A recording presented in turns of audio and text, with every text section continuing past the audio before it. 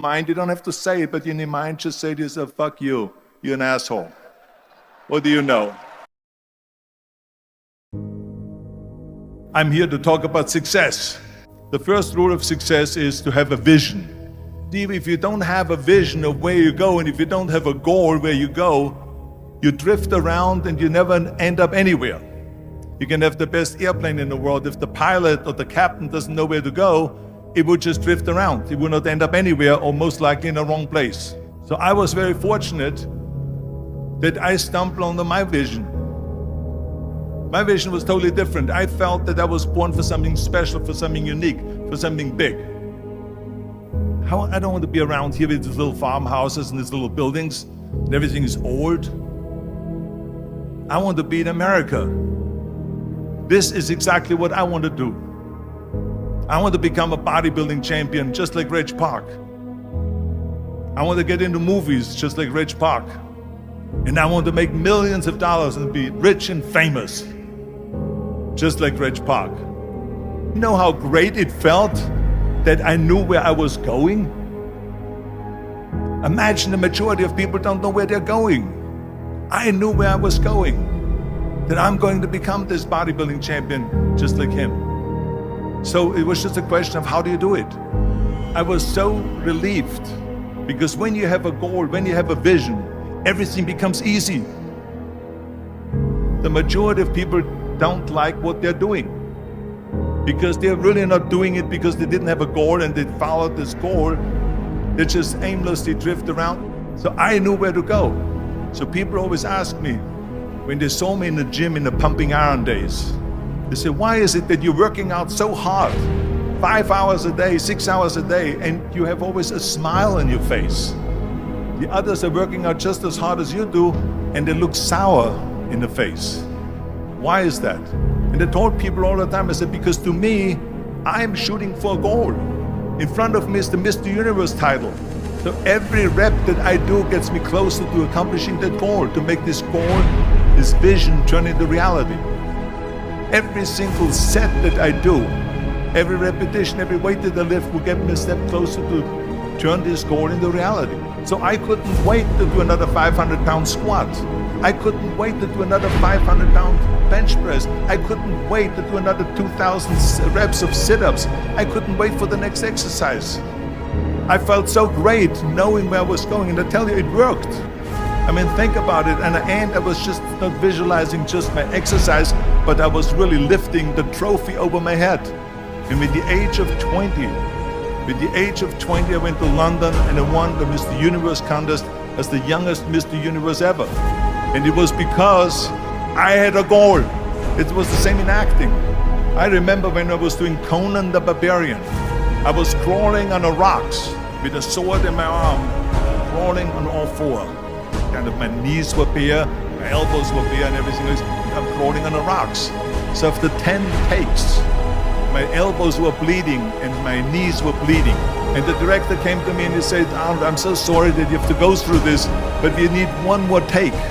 A close-up of you crawling with the sword towards the camera. Can you handle one more take? And I said to him, I don't know what you're talking about. He says, I'm totally fine. He says, but you're bleeding. I said, because I don't feel it, because I can visualize what the scene will look like in a film. So that's rule number one, have a vision. Rule number two is, don't listen to the naysayers. Everything I ever did, the thing that I heard out of people's mouth was, that's impossible. That can't be done, or no. So whenever someone said to me, it can't be done, I heard, it can be done. When they said no, I heard yes. And when they said it's impossible, I heard, it is possible. I'm a strong believer of what Nelson Mandela said, that everything is always impossible until someone does it. I'm gonna do it. And I did not listen to the naysayers. And I remember then the same thing happened also when I'm into the show business. The Hollywood agent, I want to get into movies. He said, that's funny, Arnold. I ask a studio executive, I say, I want to get into movies. I want to be a leading man. He started laughing. So they all say it's impossible.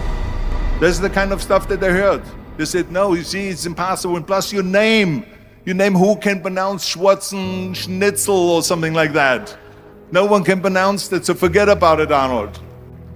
This is the kind of thing that I heard. Imagine, you go from studio executive to studio executive, from agent to agent, from manager to manager, and they all said exactly the same thing. Now that's very encouraging, isn't it? But you know something? I didn't give a shit. I didn't. Because I believed that I can be a leading man. I believed that I could be another Clint Eastwood. I believed that I could be those people. It's all about the hard work that you put in. I said to myself, in bodybuilding, I worked out 5-6 hours a day. I'm going to do the same thing now for acting. And after I did Conan the Barbarian, the director at the press conference said to the press, he said to the press, if we wouldn't have had Arnold, we would have had to build one. If Arnold wouldn't have had that accent and talked like a machine, I think the movie wouldn't have worked. So think about that. The body and the accent that they attacked was an asset. Because that's exactly the way it was in politics again, when everyone said no, no, no, and it can't be done. And then became governor of California. And this is with everything like that.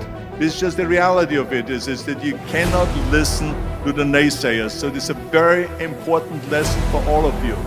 So when someone says, no, this is a stupid idea, you in your mind, you don't have to say it, but in your mind just say this, fuck you, you're an asshole. What do you know? And the next thing, the third point that I'm gonna make to you is work your ass off. There is no magic pill.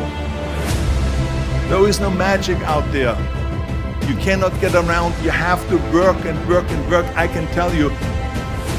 And it drives me crazy when people say that they don't have enough time to go to the gym for 45 minutes a day and work out. Or to do something for 45 minutes to an hour a day to improve. If it is physically improve or if it is mentally to improve. Imagine you read 1 hour a day.